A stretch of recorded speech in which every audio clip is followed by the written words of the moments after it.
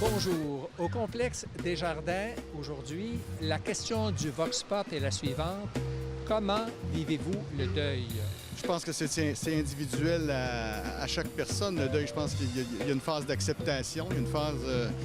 il y a différentes étapes. Il ne faut pas brusquer les choses. Je pense qu'il faut se donner une chance comme être humain puis accepter ce qui nous arrive, tout simplement. Moi, c'est pas le deuil, c'est avant le deuil. Voir mes amis dépérir, ça m'affecte plus. Oui, j'ai vécu un deuil. Plusieurs, mais disons que celui de ma sœur, il y a 2 ans, ça a été le pire. 58 ans, qui est morte d'un cancer. J'étais là, je l'ai accompagnée jusqu'à la fin. Et ça vous a pris du temps pour vous en remettre? Encore aujourd'hui, oui. C'est pas des choses faciles à vivre. Mais ça a l'air que ça fait partie de la vie. Oui, j'ai déjà vécu un deuil en 98 avec mon beau-père qui s'est suicidé, mais je m'en suis sorti dans le sens que lui, c'est à cause de la toxicomanie puis tout, puis il a fait une rechute, puis il s'est enlevé la vie. Mais malheureusement, il faut que j'essaie à l'accepter parce que c'est ça, la vie, il y a des hauts puis des bas. Hein? Tu sais, quand on se fiche juste au bas, mais là, tout va mal. Mais dans la vie, il faut penser que ça va vraiment mal, même amener, ça va bien aller. Oui, j'ai eu plusieurs deuils, là, malheureusement, mais bon, il y en a qui sont plus durs que d'autres, mais sinon, oui, j'ai toujours surmonté, là, jusqu'à maintenant.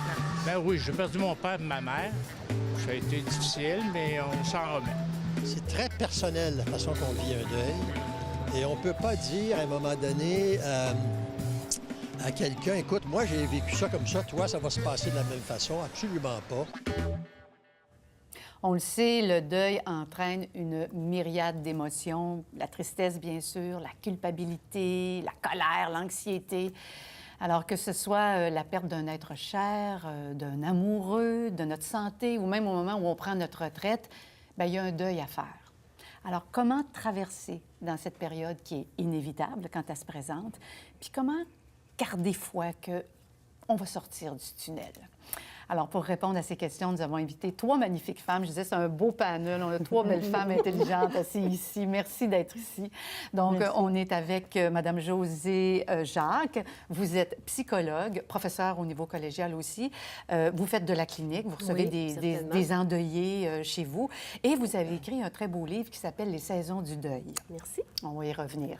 Édith Fournier, bonjour. On vous a eu avec nous il y a quelques semaines. Quel plaisir de vous retrouver. On va parler d'un autre sujet. Oui.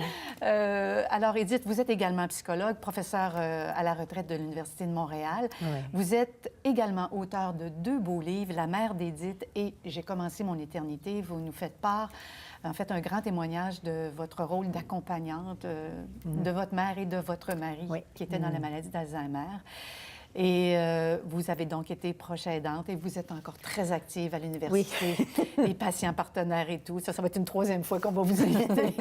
Et nous avons invité également Nathalie Vien. Vous venez de la maison Montbourquette. Oui.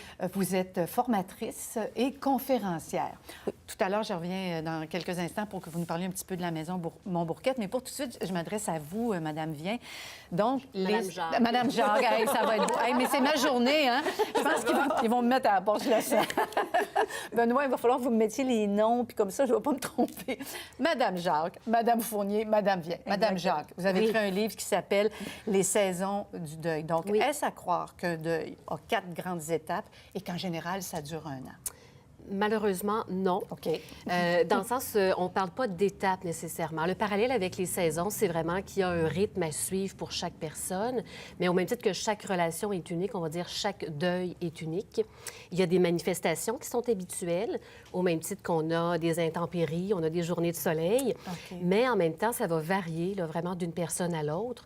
Donc, on ne parle pas nécessairement d'étapes parce que quelquefois, les gens ont l'impression que c'est prescriptif. Hein? Bon, là, j'ai vécu la colère, il faut que je passe à à une autre étape, alors que ça peut vraiment varier. Donc, on peut retourner dans exactement. la colère, même si on pense qu'on a passé. Exactement. Ça se mélange Ça tout se mélange. La durée peut varier d'une personne à l'autre selon le type de décès, le type de relation entretenue. Est-ce qu'on s'entend pour dire que quand ça fait plus qu'un an puis qu'on a encore énormément de douleur, ce serait à peu près le moment où il faudrait penser à consulter? Moi, je donnerais encore un petit peu plus de OK. temps. En fait, il n'y a pas de prescription là non plus, mais souvent, on va parler un deuil, des fois 2, 3 ans. Alors, il y a des gens qui vont consulter rapidement. Il y a des gens qui vont attendre. On n'est pas obligé de vivre un deuil dit compliqué pour consulter. Des fois, c'est juste d'avoir un lieu de parole. D'avoir un soutien. Un soutien, exactement. On se rend compte souvent quand le 6 et le 12e mois après le décès, c'est une période qui est difficile. C'est-à-dire que là, on n'a plus autant le soutien des proches. Les gens retournent un petit peu dans le train-train quotidien. Alors, je vous dirais que c'est là souvent qu'il y a une recrudescence au niveau de la consultation. On sent moins de soutien. Voilà. On parle de temps, puis j'ai envie de me tourner tout de suite vers Mme Fournier, Édith, parce que vous avez accompagné votre chéri, votre mari, Michel, pendant 14 ans. Il a été atteint de la maladie d'Alzheimer. Vous avez eu beaucoup de temps pour vous préparer à son décès. Comment ça s'est passé? Je ne sais pas si je me suis préparée, je pense pas. La maladie d'Alzheimer fait en sorte que les deuils se multiplient. Ce sont des tout petits deuils qui sont à notre insu, hein? C'est pas nommé. C'est à un moment donné, on se retourne et on dit, tiens, il peut plus manger tout seul. Et puis, tiens, il parle plus, il cherche ses mots, il n'y arrive plus. Et puis, il marche plus. Et c'est des deuils qui nous tombent dessus un peu quand ils sont déjà accomplis, qui sont déjà réalisés. Alors, c'est ça qu'on appelle un deuil blanc. C'est un deuil qui se vit sans être nommé tout à fait. Et ils sont tellement nombreux. Je me souviens, mon mari était cinéaste. Et je me souviens du jour où je suis allée au club vidéo avec lui, choisir des choses qui allaient l'intéresser. Puis il choisissait, enfin, des petits chiens, des oursons, des petits bonhommes. Et juste à y repenser, j'ai le cœur gros tellement je revenais avec lui puis je me disais, c'est pas possible. Un homme qui a tant créé au niveau du cinéma, revenir à la maison avec des petits chiens, là, ça me rendait malade. Et là, vous étiez toute seule, parce que quand on parle, c'est des réels deuils, hein, mesdames. Là, on s'entend que Édith était vraiment en train de vivre un deuil par jour, quasi. Oui. Mais là, vous n'avez pas le soutien d'une vraie endeuillée. Non. Vous vous retrouvez comme... C'est pour ça qu'on dit le deuil blanc, c'est que la douleur est là, mais le soutien ne vient pas avec. Non, mais j'avais beaucoup de soutien. Moi, j'avais beaucoup de soutien d'amis, de mes enfants, de ma sœur. Non, j'étais très entourée, mais les gens me voyaient si malheureuse que ce qui était visé, c'est s'il a pu se décider à le faire héberger, le problème va être réglé. Mais le problème n'est pas réglé du tout parce que la grande séparation au moment où Michel est parti de la maison, ça a été un deuil terrible. Le jour où je me suis retrouvée seule à table, avec plus personne qui rentrait le matin pour venir, plus d'auxiliaires, plus de CLSC, plus de service social, plus personne, je me suis sentie abandonnée. C'est fou, Donc, hein? ça, c'était comme... Il y a eu plusieurs petits deuils. Donc, vous étiez toujours en état d'endeuiller, finalement, pendant toutes ces années-là. Et là, il a quitté, et là, il y a eu vraiment une coupure. Et finalement, Michel est décédé. Michel est décédé. Et là, comment ça s'est passé quand il est décédé? Parce que souvent, on dit, finalement, une longue maladie comme ça. Moi, je regarde mon conjoint, il me dit, son papa a été longuement malade. Et quand il est décédé, il y a eu comme un soulagement à quelque part. Il ne faut pas le nier, il y a une part de soulagement, une part de libération. Dans mon cas, en tout cas, quand on dit que le deuil est fini parce qu'il a déjà été fait, là, bon, ça me paraît pas être vrai du tout en ce qui me concerne. Moi, je suis tombée, je dirais, dans un état limbique. Je ne savais pas ce qui m'arrivait et à tel point que j'ai dû aller consulter 6 ou 8 mois plus tard pour sortir de ce n'importe quoi où j'étais suspendue entre ciel et terre avec aucune prise. J'étais dissociée complètement. Et, bien, dissociée, je veux dire que j'avais pas ce sentiment d'être unifié dans mon deuil. J'aurais voulu le pleurer, j'aurais voulu qu'il me manque, Mais j'aurais vous aviez voulu pleuré souffrir. tellement pendant de Ben longues oui, années. mais j'en avais besoin là et je ne pouvais pas y avoir accès. Et c'est pas simple, et c'est pas... J'aurais aimé mieux souffrir que de ne pas d'être souffrir. gelé, en quelque Que sorte. d'être gelé, absolument. Je vais regarder, Nathalie. Est-ce que c'est normal, cette réaction-là, après avoir accompagné quelqu'un pendant tant d'années? Bien, effectivement, il y a une perte de repère. Hein. La personne est une aidante naturelle, donc elle prend soin de quelqu'un. Ça prend beaucoup de place dans sa vie. Et effectivement, il y a une longue préparation. Et là, le décès amène l'absence physique, mais et toute une perte de repère. Donc, la vie qui tournait autour de la personne qui est décédée, maintenant, elle doit être réorganisée. Et au début, il y a tous les mécanismes de défense qui s'installent, donc qui protègent les gens, mais il y a un moment donné où, effectivement, il y a un besoin de porter un regard sur ce qui vient d'arriver, sur le décès, et de s'adapter à cette nouvelle réalité qui est la vie sans la personne qui est décédée. Et ça ne peut pas se faire du jour au lendemain. Ça demande du temps, ça demande du soutien, de l'entourage. Donc, il y a beaucoup de... Bien, justement, en parlant de soutien, vous venez de la maison Montbourquet. Rapidement, là, d'abord, vous avez un site. On va encourager les gens à aller regarder votre site et là, on va comprendre ce que vous faites. Oui. Mais rapidement, là, vous offrez plein de services aux gens qui sont Oui, en donc deuil. d'abord, la Maison Montbourquet, c'est un organisme à but non lucratif qui vient en aide aux personnes en deuil suite au décès d'un proche, donc peu importe les circonstances du décès. Et notre premier service est une ligne d'écoute qui est disponible gratuitement à travers le Québec, 1-888-LE-DEUIL. Et sur notre site Internet, vous allez retrouver aussi un bottin de ressources. Donc, peu importe où les gens sont dans les différentes régions, ils peuvent avoir accès à des ressources dans leur région qui peuvent les aider. Sinon, pour les gens qui peuvent se déplacer à la Maison Montbourquet, on a aussi des suivis individuels, des groupes de soutien, de la musicothérapie, de l'art-thérapie. Donc, différents services, que ce soit pour les enfants, les adolescents, les familles, les adultes qui vivent un deuil et qui ont besoin de raconter leur histoire, qui ont vraiment besoin. Ça, vous en parlez dans votre livre, hein, écrire une lettre, se raconter. Hein, on le sait, on a tous déjà vécu un deuil, puis c'est vrai qu'on a comme besoin de dire, mais là, il est arrivé, il était 3h15, puis là, l'infirmière est venue, puis là, puis on le répète, puis c'est une cassette, on connaît tout. Et puis à un moment donné, les gens sont un petit peu tannés de nous écouter, là, ils font, oui, elle va encore parler, que sa mère est morte à 3h20, bon, tout ça. Alors... Mais les gens sont quelquefois tannés, puis en même temps, souvent, les gens hésitent à parler du défunt. Hein? C'est comme si ils ont l'impression que s'ils en parlent, ça va susciter plus de peine, plus de tristesse, alors qu'au fond, c'est aidant, et vous le dites, les gens aiment parler de la personne qui a été significative pour elle, pour eux. Donc, c'est une bonne façon. Si on cherche, là, des... Vous avez écrit quelque chose de très beau. Je pense que c'est vous, Nathalie, où vous dites que c'est pas une résolution de problème, un deuil. C'est vraiment une étape dans laquelle il faut comme traverser, qu'il faut passer. Hein? Effectivement, c'est une période d'adaptation. Oui. Donc, c'est pas un problème à résoudre, ce qui amène souvent un malaise, justement, de l'entourage et de la personne parce qu'il y a beaucoup d'impuissance qui est vécue, autant de la personne qui est en deuil, parce que malgré tout l'amour qu'elle a pour son proche, elle n'a pas ce pouvoir-là de le maintenir en vie. Et l'entourage aussi, malgré tout l'amour qu'ils ont et le soutien qu'ils veulent apporter, ils peuvent pas faire en sorte que la personne elle ne soit plus en deuil. Donc, il y a beaucoup d'impuissance qui est vécue.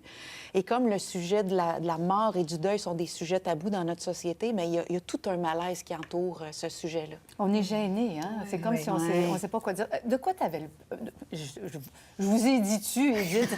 Voilà, tout le monde sait qu'on se connaît. Alors, vous, Édith, excusez-moi, c'est vraiment ma journée. Vous, Édith, de quoi vous aviez le plus besoin quand vous viviez tous ces petits deuils-là, même si vous aviez beaucoup de soutien du CLSC et tout, et puis après, quand Michel est décédé, de quoi? C'est vrai que j'avais besoin d'en parler et j'ai réalisé que c'était la même chose quand j'ai accouché.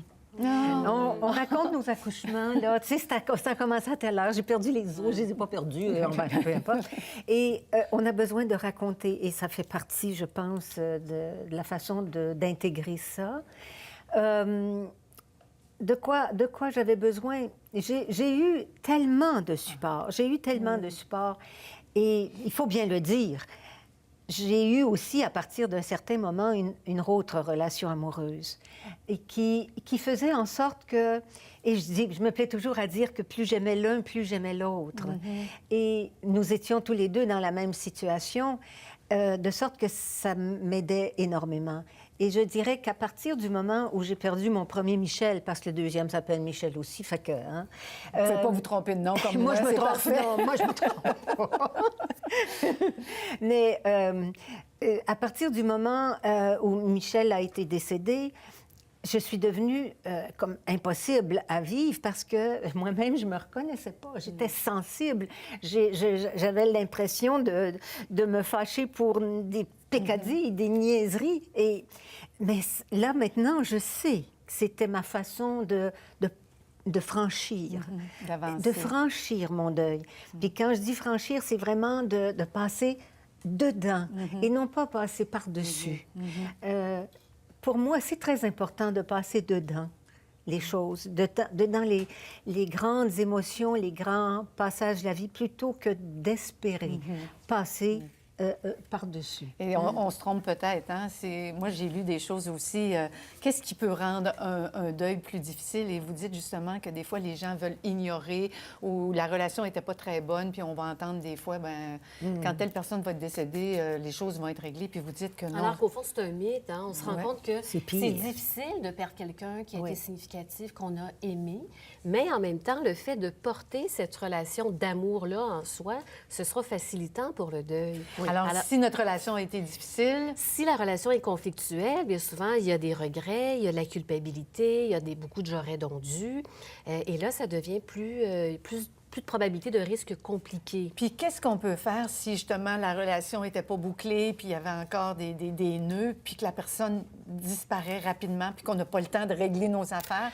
Qu'est-ce qu'on peut faire? En fait, on peut quand même les régler, même si la personne est décédée, dans le sens que juste le fait de nommer, même si la personne ne peut pas nous entendre parce qu'elle n'est pas en vie, en soi, c'est bienfaisant. Donc, d'écrire cette lettre dont on parlait auparavant, les gens vont dire « je m'adresse à la personne décédée ». Donc, ce sont des réactions qui sont habituelles et aidantes au niveau du deuil. OK. Donc, de parler, de nommer. Et d'être bienveillant à notre égard, j'imagine. J'entends, je vis l'émotion qui est là. Je passe à travers, mais voilà, j'escamote pas. Les gens ont souvent, on entend souvent le mythe, le temps arrange les choses.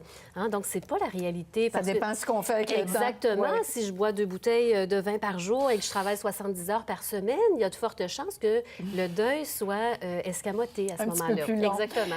Juste avant de terminer, parce qu'il nous reste 2 minutes, Nathalie, vous parlez que les deuils chez les personnes âgées se vivent peut-être de façon particulière. Et pourquoi? Oui, ce qui est particulier, c'est que chez les aînés, il y en a beaucoup de deuils. Hein. Déjà, un deuil tout seul, c'est difficile. Les aînés en ont beaucoup. Ils ont des pertes de personnes qui décèdent, leurs parents, des frères, des sœurs, des amis.